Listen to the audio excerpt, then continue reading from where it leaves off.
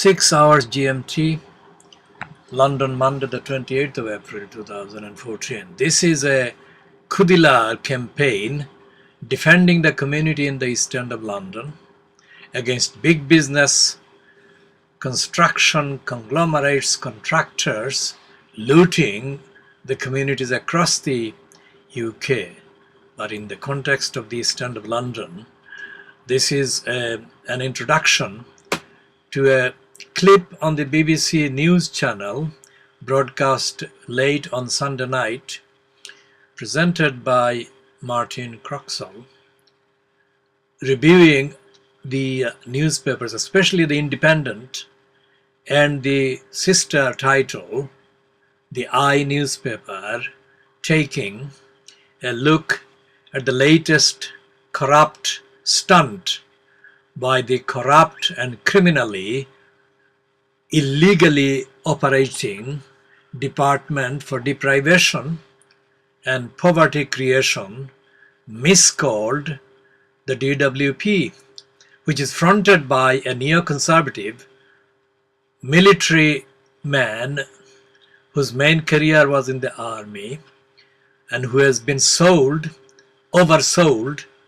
as an exceptionally conscientious, compassionate man, almost like the G.W. Bush had been sold in the USA by the USA neocons as a compassionate conservative, who then turned out to be the opposite and the incarnate of the evil in office. So the DWP is fronted by the neocon man, Ian Duncan Smith, who has recently been joined by a woman from the Merseyside area called Esther McVie. Between the two of them, they don't hide their contempt for the people in low income and the people that they are robbing through these departments. And as they are doing that, there is no accountability. So this is a token of a typical criticism that is staged by the BBC. Here it is. How are they going to cope with the queues? Well, I just kind of on a spreadsheet worked out some numbers on this, as I am. Of course you did. I know.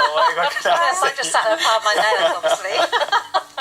So I worked it out. I said, if it takes only 2 minutes for someone to see each of these individuals, and it'll probably take more, even if it's only two. Sorry.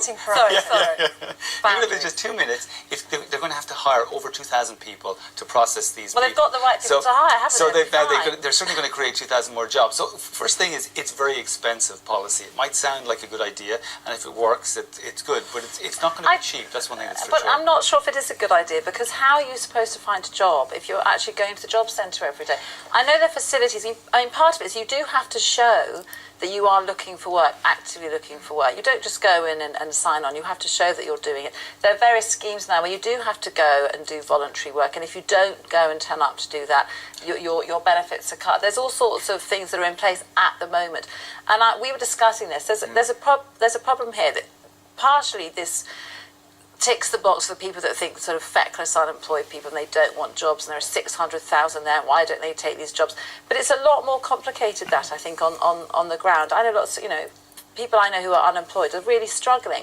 There are people of a certain age that can't find jobs. They feel unemployed, they're depressed, they've gone completely out of the job market, and it's really hard to get back in once you're out. And people who are long-term unemployed often have multiple issues that they're trying to overcome as well, don't they? It's not just a case of they don't have a job. Yes, I mean, they'll have health issues, there could be mental health issues, there could be all sorts of reasons. Other stories here talk about depression. So, I suppose every time there's a program like Benefits Street or there's any sort of documentary about these things, we do come across people where afterwards we see columnists and people saying, oh gosh, this shows how many people just don't want to work. But that's the extreme, showing extreme cases. Oh no, of course, but I guess this is what this is trying to tackle. They're talking about 200,000 people. That's how many people they expect to be affected. And it's a very strong measure. The two sides to it, on the one hand, obviously they want to make sure that everybody who can work actually gets out and gets a job. This policy, is it the thing that's going to achieve it. It's certainly not going to overcome some of these reasons as to why these people are not in the workforce, as they, they're de-skilled or they have other problems, which mean that that's the reason they're not working. There is a way out of it, though, that you don't. Way out of having to turn up every day, and you can volunteer to do voluntary work for 6 months. You'd have to do voluntary work for 6 months. We were discussing this. Apparently, Oxfam, I don't know if we're right about this, won't take them because they're being sort of forced to volunteer. They're not actually mandatory. They're mandatory volunteering. There are some jobs that sound kind of being like working at city zoos.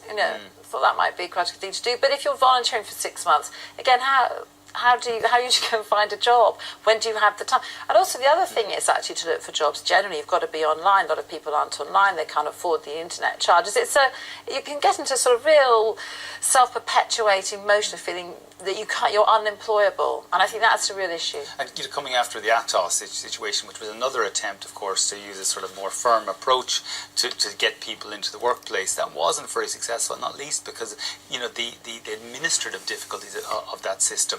So we've seen. Given that example, we could see with this that it could become very difficult to actually implement just structurally, even aside from whether it's right or wrong or a good idea. Let's look at The Guardian. Understaffing in NHS.